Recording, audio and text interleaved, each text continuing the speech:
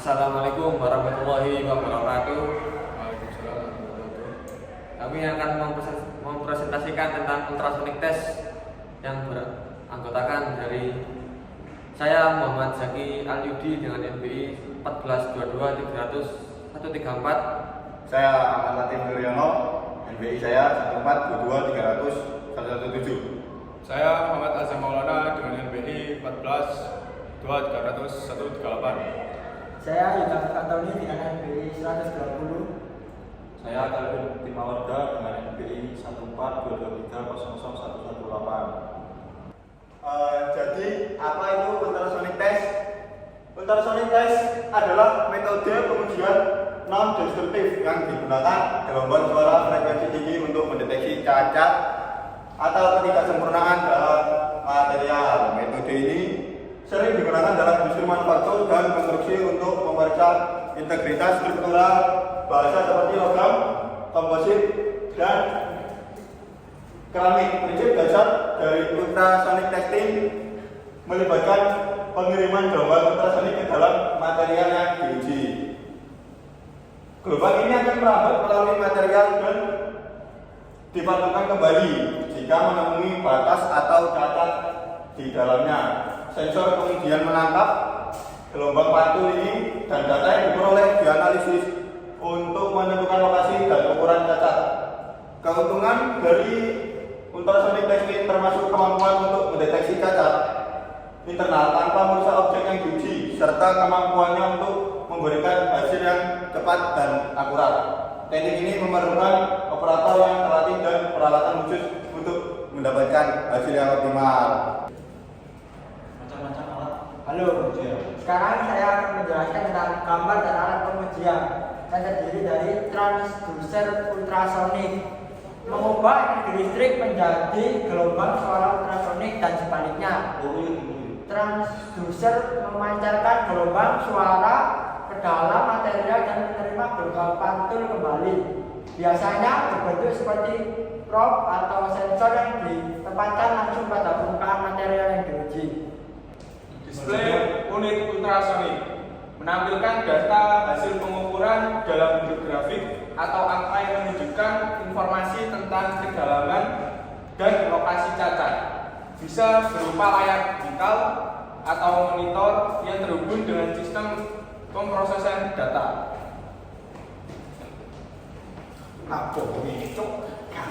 Untuk selanjutnya adalah pulser ultrasonik. Menghasilkan pulser listrik untuk transducer dan menerima sinyal yang dipantulkan kembali dari material. Bagian elektronik yang biasanya terintegrasi dalam unit utama atau pengujian.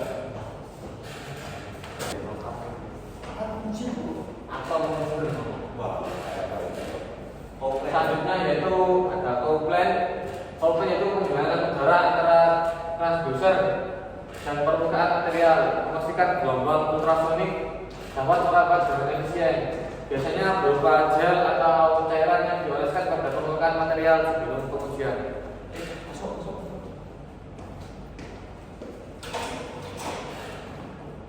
Selanjutnya yaitu kalibrator. Kegunaannya untuk memastikan bahwa sistem pengujian berfungsi dengan benar dan memberikan hasil akurat. Alat tambahan yang digunakan secara berkala untuk mengkalibrasi berkala perangkat pengujian.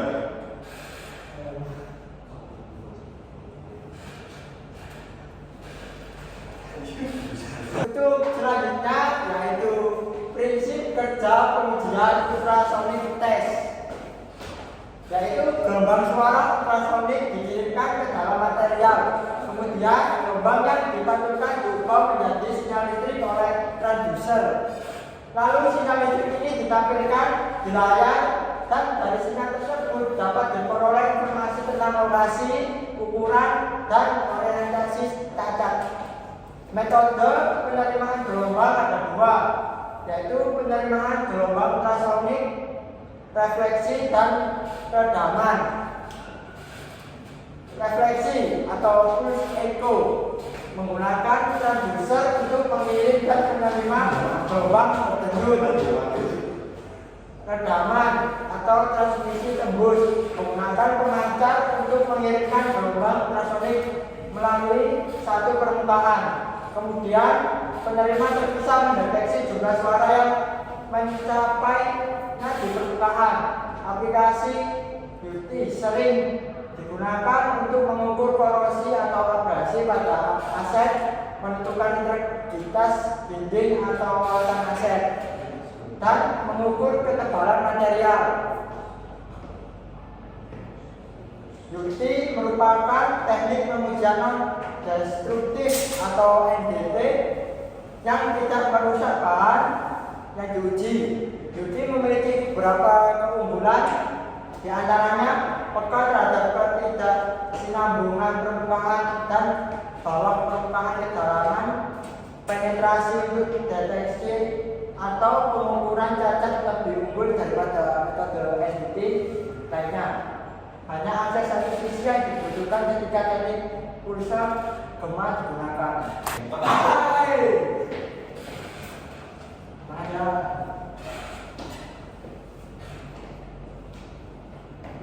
Cara analisis hasil pengujian ultrasonik dianalisis dengan menganalisa waktu dan kecepatan perjalanan gelombang ultrasonik.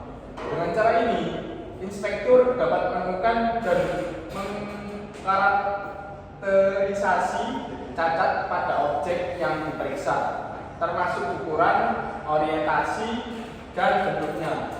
Pengujian ultrasonik menggunakan gelombang suara yang dikirimkan ke objek uji melalui probe. Gelombang suara yang dipantulkan kemudian diterima oleh penerima yang memproses sinyalnya untuk menciptakan representasi material definisi. Beberapa hal yang perlu diperhatikan dalam pengujian ultrasonik.